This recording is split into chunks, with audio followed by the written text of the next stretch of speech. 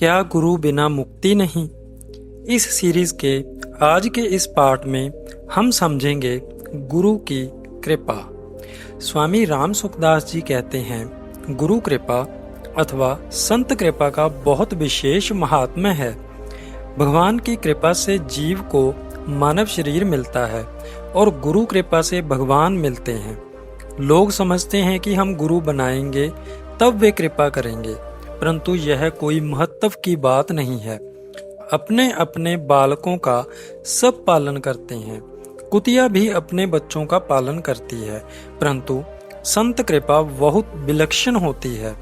दूसरा शिष्य बने या ना बने, उनसे प्रेम करे या वैर करे, इसको संत नहीं देखते। दीन दुखी को देखकर संत का हृदय द्रवित हो जाता है, तो इससे उसका काम हो जाता है। इसमें यह बात समझने वाली है, एक कृपा होती है और एक दया होती है। दया में कोमलता होती है, पर कृपा में थोड़ा शासन होता है। दया में शासन नहीं होता, केवल हृदय द्रवित हो जाता है। हृदय द्रवित होने से ही शिष्य का काम हो जाता है। जगाई मधाई प्रसिद्ध पापी थे और साधुओं से वैर रखते थे, पर चैतन्य महाप्रभु ने उन पर भी दया करके उनका उद्धार कर दिया। संत सब पर कृपा करते हैं, पर परमात्मा तत्व का जिज्ञासु ही उस कृपा को ग्रहण करता है। जैसे प्यासा आदमी ही जल को ग्रहण करता है। वास्तव में अपने उद्धार की लगन जितनी तेज होती है, सत्य तत्व की जिज्ञासा जितनी अधिक होती है, उतना ही वह उस कृपा को अधिक ग्रहण करता है। सच्चे जिज्ञासु पर संत कृपा अथवा गुरु कृपा अपने आप होती है। गुरु कृपा होने पर फिर कुछ बाकी नहीं रहता, परंतु ऐसे गुरु बहुत दुर्लभ होते हैं। पारस से लोहा सोना बन जाता है, पर उस सोने में यह ताकत नहीं होती कि दूसरे लोहे को भी सोना बना दे। परंतु असली गुरु मिल जाए तो उसकी कृपा से चेला भी गुरु बन जाता है, महात्मा बन जाता है। पारस में अरु संत में बहुत अंतरो जान, वह लोहा कंचन करे, वह करे आपु समान।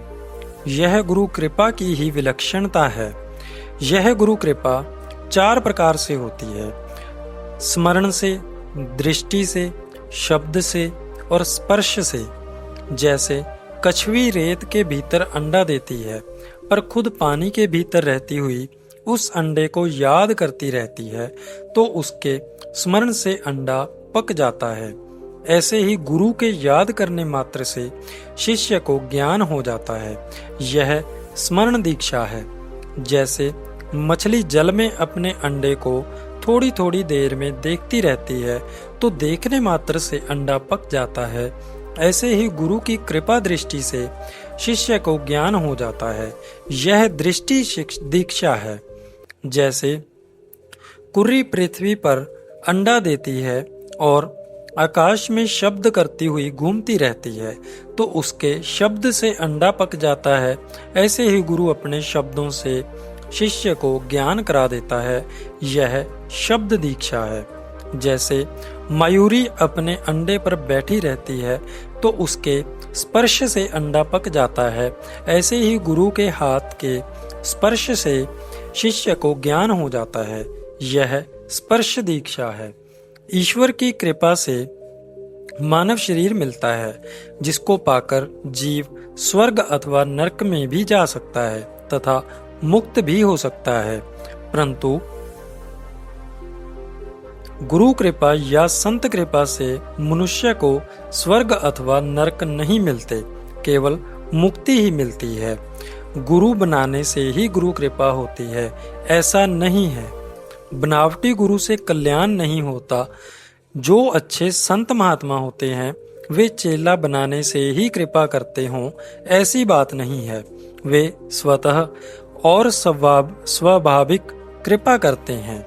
सूर्य को कोई इष्ट मानेगा तभी यह प्रकाश करेगा, यह बात नहीं है। सूर्य तो स्वतः और स्वाभाविक प्रकाश करता है। उस प्रकाश को चाहे कोई काम में ले ले। ऐसे ही गुरु की, संत महात्मा की कृपा स्वतः स्वाभाविक होती है। जो उनके सम्मुख हो जाता है वह लाभ ले लेता है, जो सम्मुख नहीं होता वह लाभ नहीं लेता। जैसे वर्षा बरसती है तो उसके सामने पात्र रखने से वह जल से भर जाता है, परंतु पात्र उल्टा रख दें तो वह जल से नहीं भरता और सूखा रह जाता है। संत कृपा को ग्रहण करने वाला पात्र जैसा होता है वैसा ही उसको लाभ होता है। सतगुरु भूठा इंद्र सम, कभी न राखी कोय, वैसा ही फल नीपजै, जैसी भूमिका होए। वर्षा सब पर समान रूप से होती है, पर बीज जैसा होता है वैसा ही फल पैदा होता है। इसी तरह भगवान की और संत महात्माओं की कृपा सब पर सदा समान रूप से रहती है। जो जैसा चाहे लाभ उठा सकता है। तो आज की इस वीडियो में हमने समझा गुरु की कृपा के बारे में श्री स्वामी राम सुखदास जी के द्वारा कहे हुई कुछ बातें।